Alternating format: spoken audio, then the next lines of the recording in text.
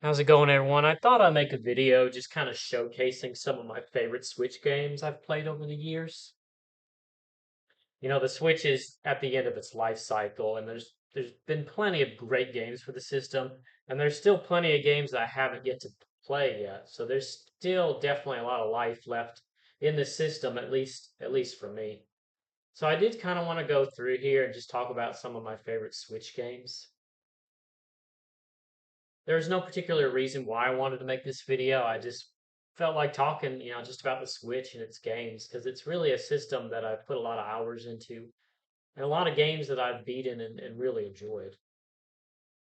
So I'm kind of starting from the bottom here. These are the games that I've played, years ago. So Night in the Woods, definitely one of my favorite Switch games. If you haven't played it, it's kind of like an interactive story. You control this little cat, and he walks around this neighborhood. He left college. He didn't finish college. He left college. Um, I can't remember. Actually, I can't remember if it's a he or a she, but the cat has a lot of mental issues going on, and you kind of see that throughout the story as you meet up with friends and you discover some kind of mystery of what's going on in the woods. And the creator of this game, he actually died, which is really sad. So he definitely modeled a lot of the mental health that's talked about in the game, kind of after himself. But yeah, it's really definitely a thought-provoking game. Definitely speaks a lot about mental health in general. Really enjoy just exploring around, talking to all the people, and just learning more information about the story and the mystery that's going on. The ending is kind of a little weird. Because it does kind of lean into the supernatural more than I thought it would. But overall, it's one of my favorite Switch games. Trials of Mana. This was RPG kind of remake of the original Trials of Mana. A really simple action-based RPG. I loved it. I 100%ed it. I loved all the characters and just the combat system. It was very easy and simple and engaging. Really great game. Really great remake. Actually made a video on it back when it came out. If that's something that you're interested in checking out, Xenoblade Chronicles 2 Torna, that was kind of like expansion to Xenoblade 2, but it is its own game, so you can play it without having to own Xenoblade Chronicles 2. So I actually never beat Xenoblade Chronicles 2, but I did beat Torna.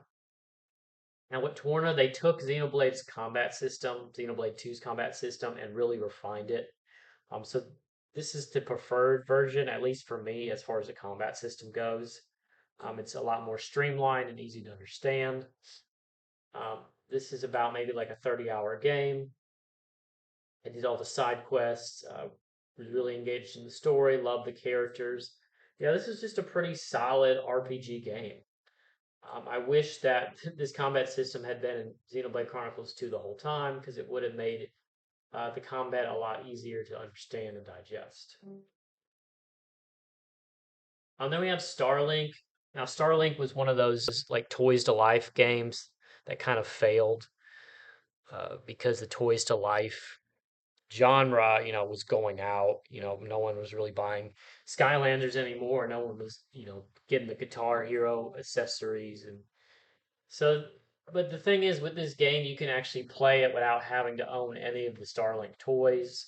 Everything is in the game already.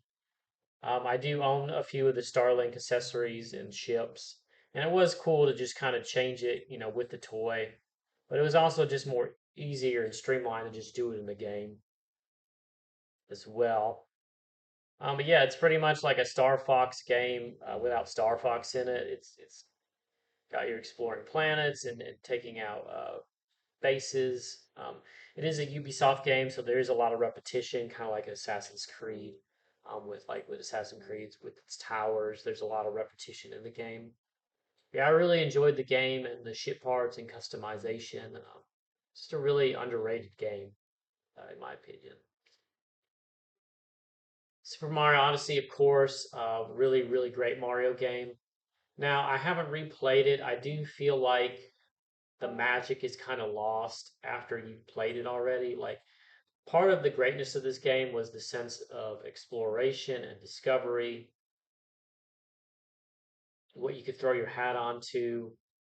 And once you've played through it, I haven't, kind of playing through it again, it's kind of like, okay, well, I've already seen this, I already know what's going to happen. It's not as much replayability to me as like Super Mario Sunshine or like Super Mario 64, games like that. But it is a really, really solid creative Mario title. Lots of creativity in this game. Really great adventure. So, and then we also have Fire Emblem Three Houses. I really like this game more than Fire Emblem Engage. Fire Emblem Engage had really good combat, but as far as like the relationship building, that was what I loved most about Fire Emblem when it premiered in Fire Emblem Awakening. And there's a lot of relationship building in this game and like building up your house and your classes and I loved it. I know there's a lot of replayability. I've only played through it once, but you can definitely play through it again, um, with a different house with all new characters and experience kind of a new side of the story. Then we have Pikmin 3 Deluxe. I really love the Pikmin games. Pikmin 3 Deluxe, a really great, solid title. And this comes with all the DLC, so it comes with all the challenge stages. A lot of replayability to this game. I did like Pikmin 4 more. I'll get into Pikmin 4 in a minute, but Pikmin's probably definitely one of my favorite games and franchises. Let's see what else that has been some of my favorite Switch games. Pokemon Let's Go Eevee. I love that this game brought back it's pretty much a remake of the original Pokemon Red, Pokemon Blue. Because I'm very nostalgic for the original 151 or 152 Pokemon. You can catch Mew and Mewtwo in this game. I like the Pokemon mechanic. I like throwing it to catch Pokemon. I like that you could catch Pokemon easier, like I have in uh, Pokemon Go. Yeah, just a really fun Pokemon game. Probably one of my favorite Pokemon games that I've played. Kirby and the Forgotten Land is an amazing Kirby game. It's the first time that Kirby's really been kind of in like 3D. And just like like Super Mario Odyssey, there's so much creativity to the game. Just a lot of cool things to do and explore.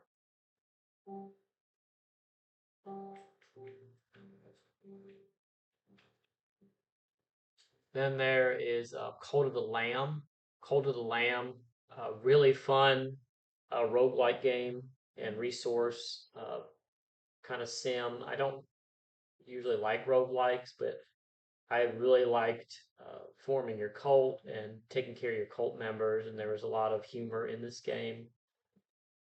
I never beat the final boss, but it was really, really. I just had a really, really great time, like building up my cult and taking care of its members. Then we have Kirby's Return to Dreamland Deluxe, another Kirby game. This is based off the Wii game. Really, really solid title. Really, really solid Kirby game. I played all the modes in this game. It looks great. Just an overall fun Kirby game. I really do like Kirby. Pikmin 4. Yeah, Pikmin 4 is definitely my one of my favorite Pikmin games. I 100%ed it. I loved Ochi. I loved that it was an easier Pikmin, so it was easy to get through and com complete. I do like easier games just because it's easier for me to complete. But yeah, I just really love this Pikmin game. I loved all the variety of different Pikmin. Uh, just really, really great, solid title of a Pikmin game. Super Mario Brothers Wonder was a really great, refreshing change of pace for the Super Mario Brothers series. We had all the new Super Mario Brothers games, and those just got really stale.